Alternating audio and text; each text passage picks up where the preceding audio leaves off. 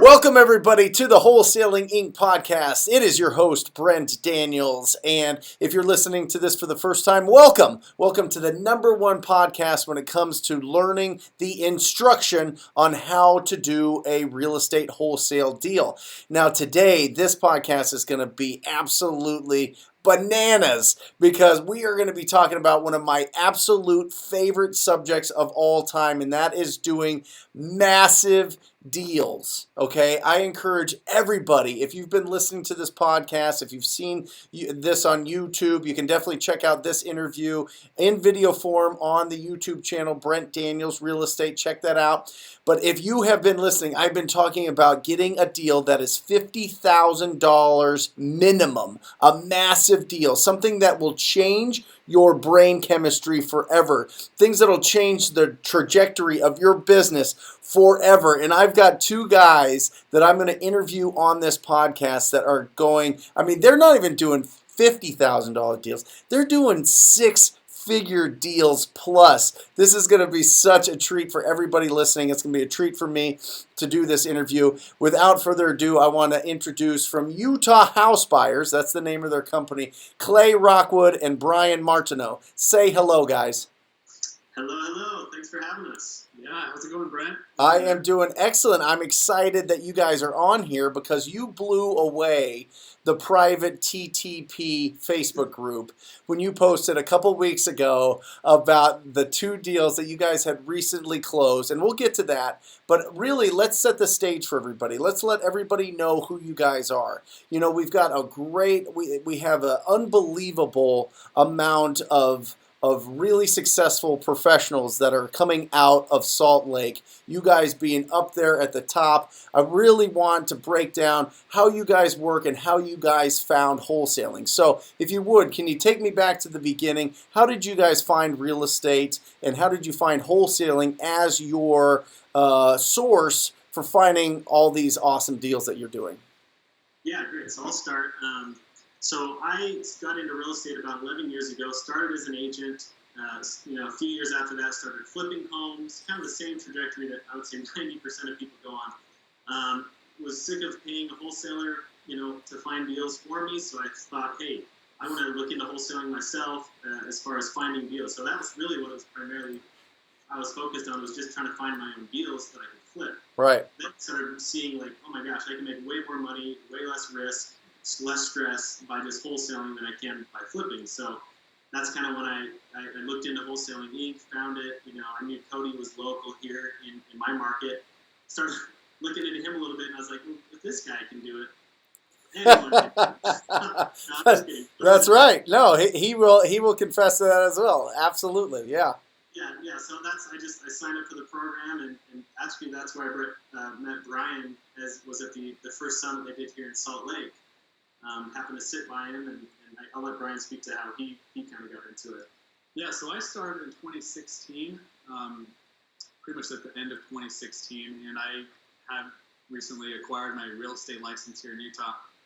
And I quickly realized that is not the avenue that I wanted to pursue, representing buyers and representing, people that wanted to sell their properties.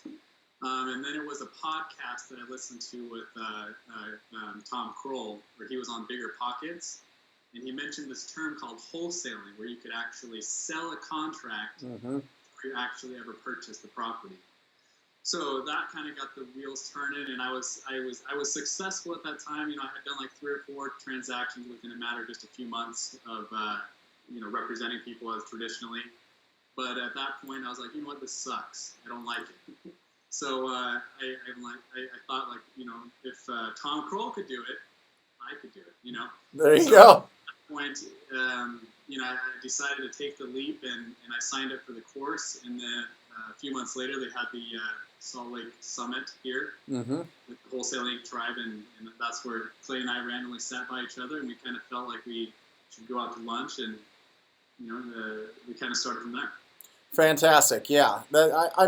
It's pretty incredible. I think this podcast brought me to Wholesaling Inc. in February of 2016. Did the same for you guys, whether it be this podcast or Tom's that he did on Bigger Pockets. I mean, it's just a phenomenal way. This podcast is a great magnet to pull in like the best people out there. So if you're listening to this and you're thinking about it, you are that person for sure. But let's talk about the way. So a lot of partnerships. The way that it's structured, in my experience, is, hey, Brian, you go find the deals, and I'm going to do the deals type of thing, right? Like, how does it work between you guys? I mean, I know.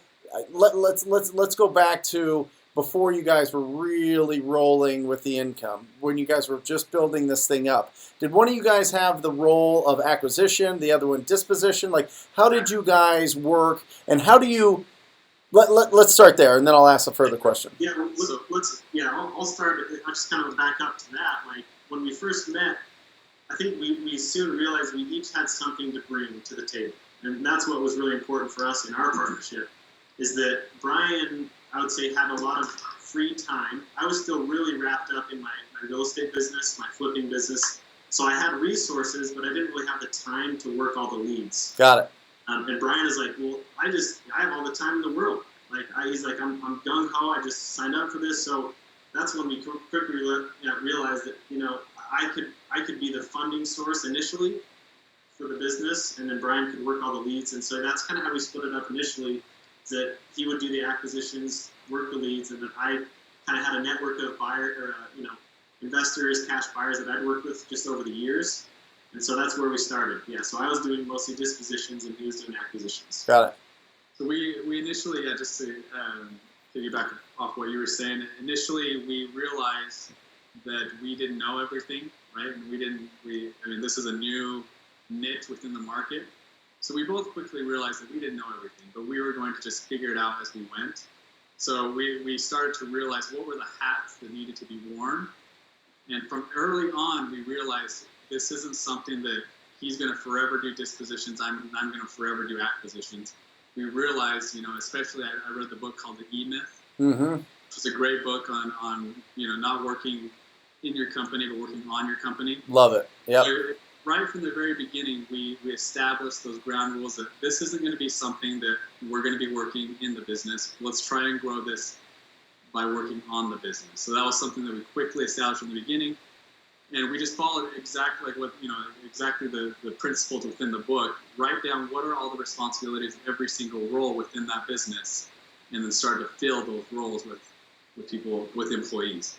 Got it. But this is after income's rolling in, right? I mean, people talk about working on the business, but hey, listen, don't work on the business until your business is making money.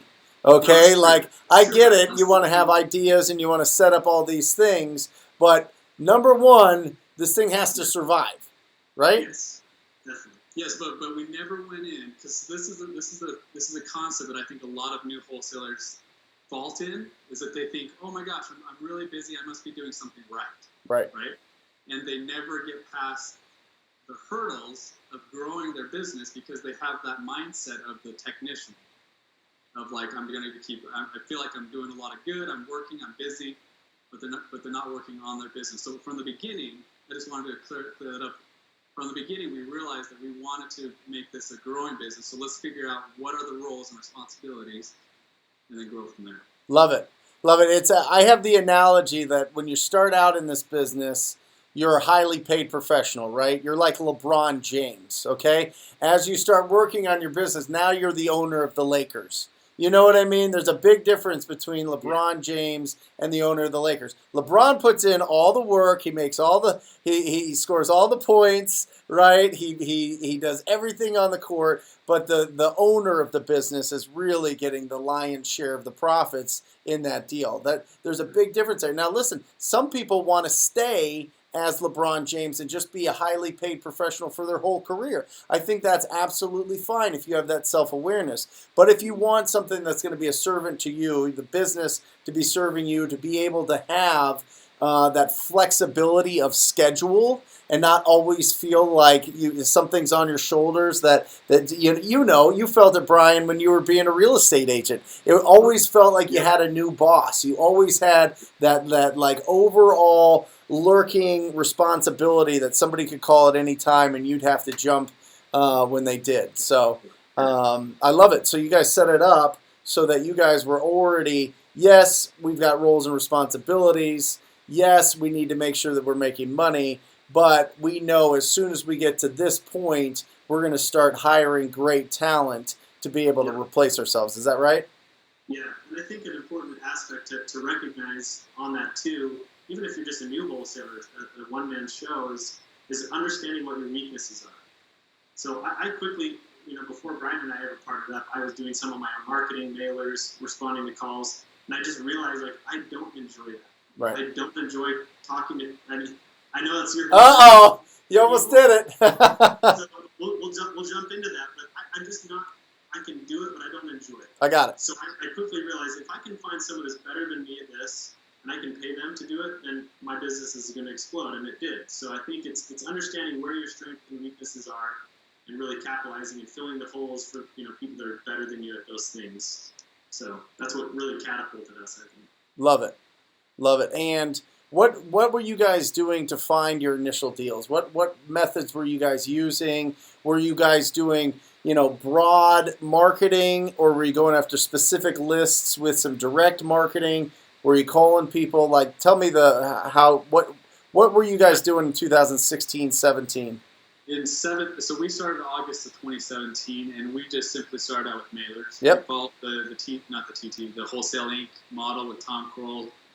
We chose those lists that he suggested, and I don't know if those lists would work anymore in this market, honestly, because it's become like really saturated in this market. But we started with those lists exactly how he said. We did, just follow the instructions on what he instructed, and then I think it was about month 3 or 4 is when we signed up for your TTP program. And that's when things really started to change, honestly. That's right. Even though Clay here doesn't like talking to people. Well, I think that's the ironic thing is that I'm probably the only person in your program that has never made a cold call. Right. So talk about that. Talk about that. Yeah. So yeah, and I think that just goes back to what I was saying before is that I recognize that was my weakness. Mm-hmm. But we saw obviously your success, right, in cold calling. I think I first saw you at the Salt Lake Summit. Yeah. Your team was crushing it in cold calling, and we were like, hey, we should really give this a shot. Like, give us an honest try. We'll invest in it. We'll do the whole program. So again, like Brian said, we joined your program, and I'll tell you right now, like, TTP has blown out of the water any other marketing source that we've ever done. Love it. Before we got on this call, I was running some numbers just this year. Our ROI, so our return on investment for TTP, well, hold on, let's start with mail. Our ROI on our mailings this year is about 17%, which is okay, right? That's a good return. Yeah. You're in the stock market. Sure. Our return on our TTP is about 1,200%. Right. So, when you compare apples to apples, it's just, I don't even know why we're still doing direct mail, honestly. Like, we basically cut that off completely and we're focused entirely on cold calling. I love it. Well, and that's the thing, there's been a, and you guys know in Salt Lake, there's been a progression. You know what I mean? Where direct mail has just been, it's been tough. And especially if you're doing big volume and you guys have those big goals. Sure, you could do a couple deals here and there, get your feet wet, get going with direct mail or with any kind of marketing, that's kind of direct to that or a pay-per-click or something like that. But when you're going direct to specific distressed property owners, you are going to win in these tougher markets. I mean, that's the only thing that I do here in Phoenix. Only thing I do is TTP calls and text blasting. That's it. There is no way. I was getting a negative return on investment from my direct mail, for real. And that's just real here in Phoenix. And I was sending out like 30,000, 50,000 a month. You know what I mean? Like it's just a totally different if you're in a bigger market. Truly it is. It truly is. So Who? Yeah, that's why I said that when we started out, I think we were right at the end of when you could really capitalize and do well with mailers in 2017 because, Cody Hoffine, he's here in Salt Lake. And I can't tell you how many people he's recruited to join the program. I mean, I don't even know the number, but, a lot. Yeah. And all of them try mailers and they don't succeed. They try it, they find that it's really much more difficult and much more saturated than other markets. And then usually they'll join up TTP program. Then they'll join. Well, that's both sides there. Yeah, I get it. So who makes your calls then? If you've never made a call, who makes your calls for you? We started out, when we started out with the program, again, we didn't want to do the calls. We were focused on growing the business at that time. I mean, from the beginning, like I mentioned. We initially started out by doing some in-house people. So we hired 2 cold callers. We brought them in. We trained them according to your program. Yep. And they brought us a couple deals, really just right off the bat. But then, since then we hired, we just kind of gone through different cold callers. And it wasn't until about 6 months ago, was it about 6 months ago or so? I don't know, 6, 7 months, maybe longer than that we hired the Costa Rica callers. And now we have, I think we have 4 or 5 from Costa Rica right now. Yep. And then we do also have a local person here that's really good. So we have like 6 callers. Yeah. Well, it's really funny because in that, what was it? It was 2017, right? April-ish that we had the Wholesaling Inc Summit. Yeah. Right. That's when I first started working with the Call Motivated Sellers. That's the company's name, Call Motivated Sellers in Costa Rica, and I've had them ever since. I mean, I tried to do a little bit of in-house callers, and it went okay, but the turnover was high. And I was getting just way more production out of the Americans living in Costa Rica. If anybody's listening to this, it's not like just like native Costa Ricans making calls. These are expatriates. These are Americans living in Costa Rica making these calls. So you guys have 4 as well? I have 4. I think we have 5. I think we 5. just hired a new one. Yeah. Awesome. And then a local person, yeah. Yeah. Well, the beautiful thing is now that you guys let me go through all the tough parts in training all of them in Costa Rica and getting them going, and now you guys are just they've got the training there's unbelievable, and they're like ready to go. I sent you a weekly report, and it's great. Yeah, that's awesome. So the leads come in. Who takes care of them? So the cold callers, once they qualify a lead, they'll send it over. And we use Podio to our CRM. It integrates with Investor Fuse and all that. So just gets sent over directly to our. It actually goes to our VA, who then inputs into Podio. That's the process. It goes to our VA, and then it goes right to our acquisition managers. We currently have 2 acquisition managers. We actually just hired 2 more, so we'll have 4 acquisition managers. Awesome. They take the calls and go from there. How do you keep them fed? You're getting that many leads? So all our current marketing channels are obviously cold calling. We're still doing a little bit of direct mail to very niche lists. Yep. Code violations and things like that. And then we also do text blasting now, which has been really big for us, as I'm sure you're aware. So those are kind of our 3. Between all of those, and pay-per-click too, we do some pay-per-click as well. But the text blasting, and you use Lead Sherpa as well, Brent, right? Lead Sherpa, yeah. Mm-hmm. Yeah. So that was the most recent marketing channel that we started, and that has really overwhelmed our 2 current acquisitions. Got it. That's what I was going to ask you. Yeah. Like it's crazy. Like Lead Sherpa, I think we've already got 3 deals under contract, and we started like 3 weeks ago, mm-hmm. or no, 2 weeks ago. So these are new leads that are coming in, and it's just exploded our business. I think it's going to be really good.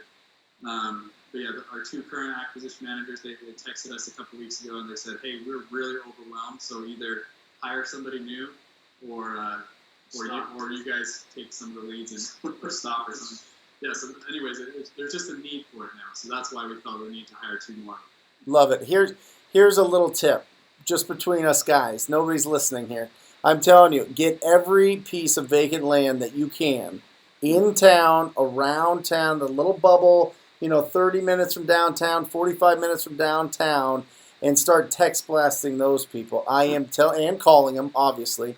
Yeah.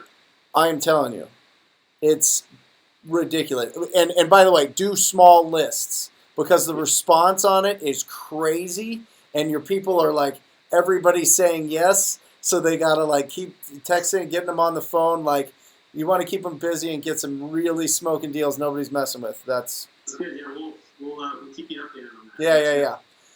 So let's talk about this because I introduced you guys as doing massive deals. So these guys posted, and I'm going to do the total here, but these are between two deals, okay, guys? These guys did two cold call deals for a combined income of $214,295.72. So that's two deals there, over $100,000. One for 102, one for 112. Will you guys break that down for us so that we can get everybody inspired? And listen, if you're listening to this, if you're watching this, this is real life. This is real life, guys. People are doing six-figure deals, and it changes it changes everything financially for you. So, guys, please tell me what list, tell me what happened here, tell me how you make such a big profit on not one, but two deals. So I'll talk about one, and then I'll let Brad talk about the other. So the list that we got this one from it's a tax delinquent list. Actually, it was on two different lists. It was also on Tom's list. I know that was a list that came out a while back that we were working. But anyway, this lead was a guy that owned it. He again, it was one of our cold callers. Called him out of blue. He lived out of country. Actually, lived in the Virgin Islands. Just inherited this property from like his grandpa and his dad and things like this. Just was kind of had it as a rental. Didn't really want it anymore. The ironic thing was he wanted to get an appraisal on the property. So our acquisition manager, kind of worked through that with him, and he ended up getting an appraisal on this property. It was actually a house with another house behind it. So kind of like, and the front house had a mother-in-law apartment as well. So it was almost like 3 units. Yeah. All separately metered as well. Yeah. So. Incredible. So, I didn't know if it was a legal triplex or what it was. He's just like, I've owned this forever. It's been in the family. So he got an appraisal on it. The appraiser called it a single-family home, which actually worked in our favor. Sure. Because he got it appraised for about $270,000. We were able to get it under contract for $220,000. So an interesting thing here is, just to point out, even if someone gets an appraisal, it doesn't mean that's the price they're going to take, or that they, right. That's not their rock bottom price. Mm-hmm. So our particular acquisition guy is just really good at getting rock bottom price. So he was able to get $50,000 under the appraised price, and we knew, or at least we hoped, that this would be a legal triplex. So we did a little research even before closing on it. Called the city, said, hey, is this a legal triplex? Is it a single? What is it classified as? What's the process of converting this to a triplex? So we did a lot of kind of upfront work on this deal before we decided to move forward with it, and we actually ended up purchasing it ourselves because we knew there was such a big spread. So once we closed on it, we used hard money, just got a hard money loan, closed on the property, and we actually just listed it on the MLS. Love it. Didn't really do anything, like change locks, and that's about it. And put it on the MLS, sold it a few days later for $350,000. And so, after all the hard money costs and everything we netted, just over $112,000 on this. Incredible. And this came from a tax delinquent. Where do you get your tax delinquent list? So it's county records. So some counties, if you're listening to this and you're not in Utah, some counties will give you the records, right? Typically, you have to go to the treasurer's office. Is it the same with you? Did you guys get it from the treasurer's office? Yeah, it's all online, actually. For most counties, you can access all that online. Love it. And then the Tom Kroll list was bad credit, older bad credit, right? Yeah, it came from a company that I actually don't even know what the criteria was that they pulled. Yeah. Maybe I think it's credit or something like that. Got it. Awesome. So what did you make on it? What was the total again? $112,069.70.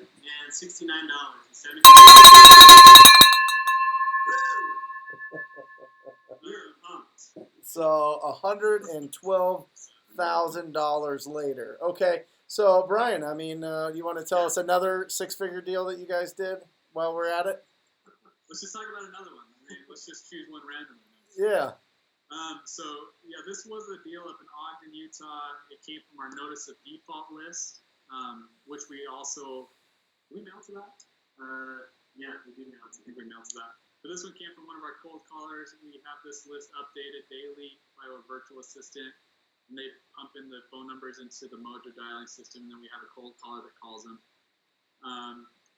Sometimes it's three of them for the day. Sometimes it's 30.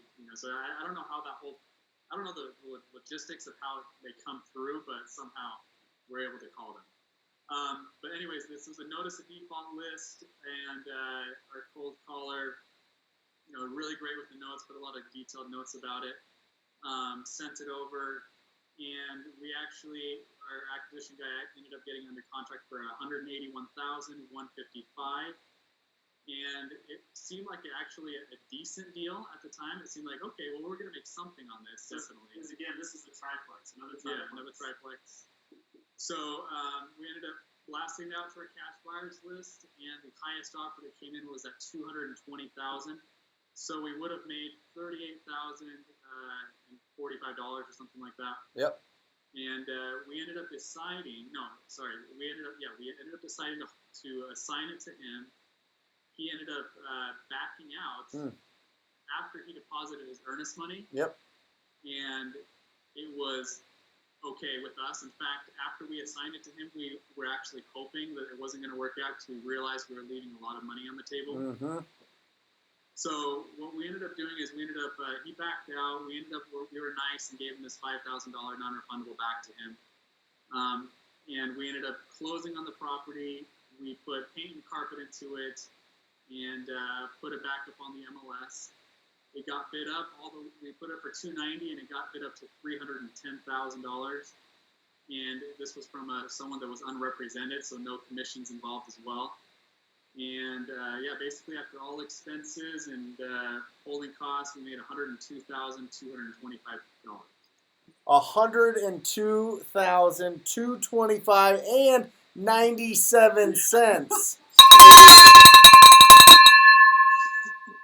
So the thing that I liked about this deal was we weighed the options before we closed on the property.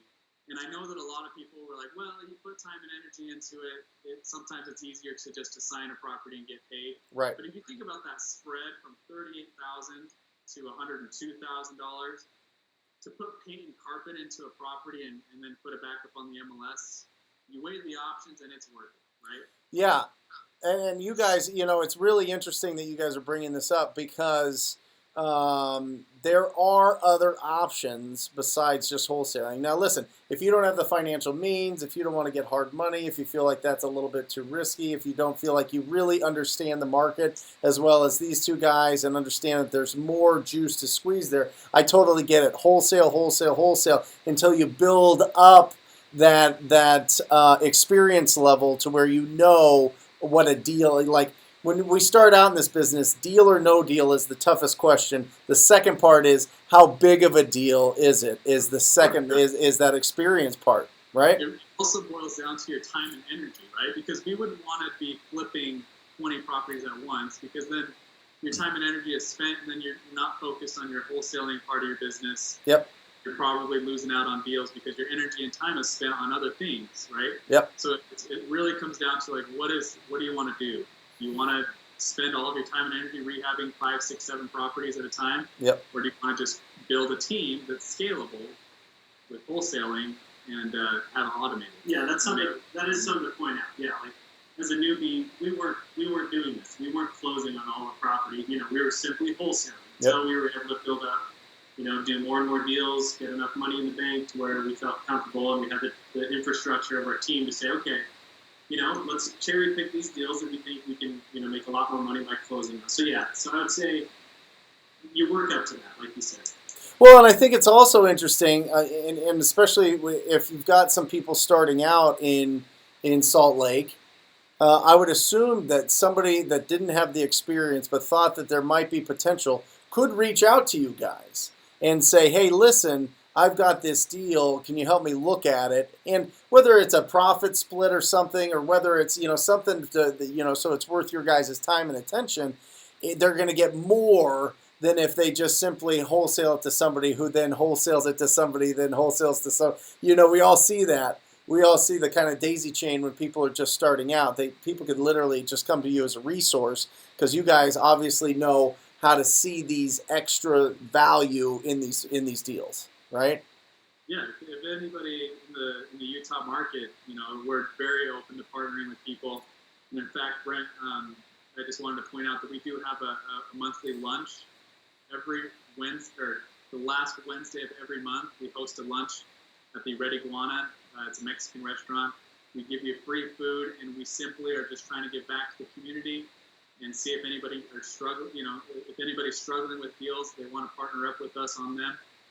The last Wednesday at noon at the Red Iguana, reach out to us, and definitely it's a great way to network and find people that can partner with. And how do people get a hold of you? What's the preferred method to get a hold of you? Just if they can't make that meeting, but they have something they want to network with you. Well, you can obviously reach out to us on Facebook. Both Brian and I are on Facebook through the tribe. Also, we have a website, utahhousebuyers.com, or they can just email us directly, utahhousebuyers@gmail.com. Love it. But if you can, guys, seriously, make it to the Red Iguana on the last Wednesday of every month? So we have one tomorrow. Tomorrow we're going over how to make offers on the I guess this isn't going to be aired until after, right? Right. But if anybody is somehow listening in your office or whatever. Yeah. But tomorrow, last Wednesday of every month, tomorrow we're going over how to get offers accepted on the MLS. But straight up, no gimmicks. We're not trying to sell any programs or anything like that. We're just trying to get back to the investment community. Because honestly, when we first started out, I think it would have been beneficial for someone to have said, "Hey, look, I got a huge cash buyers list. Mm-hmm. You guys are obviously new. Why don't we partner on a deal and see if we can make you some more money?" I would have loved that, and I'm pretty sure we would have done it. Oh, for sure.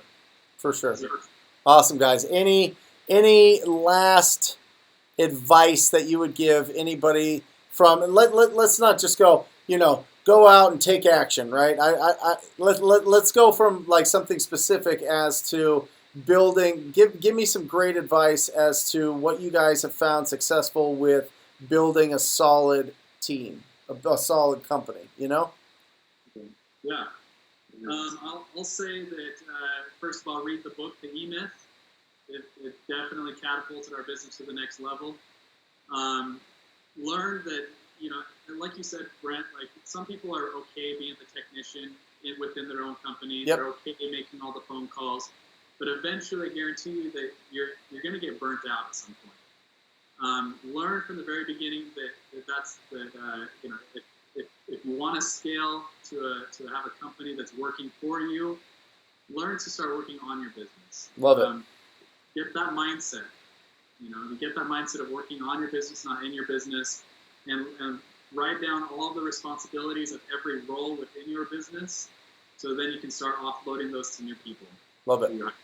Yeah, and I would say I think not everyone has this, but I think there is great power in a good partnership, and it kind of plays into what Brian was saying, but just recognizing again your weaknesses and filling those holes with people that are better than you at those things. So again, I know for a new investor or a new wholesaler, that's not going to be like day one. Okay, I'm going to hire an acquisition manager, but honestly, I think the sooner you can do that, the sooner your business is going to explode. Love it.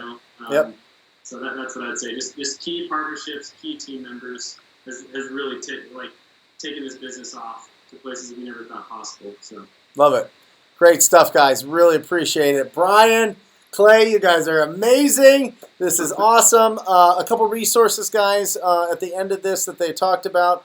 Callmotivatedsellers.com. That's the company that can hook you up with amazing cold callers.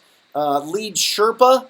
They if they have they don't have a lot of capacity, but you can check to see if they're available in your market. Use the TTP code and you get it cheaper. And if you're going to text, I highly suggest you have large amounts of addresses skip traced. You need a lot of data.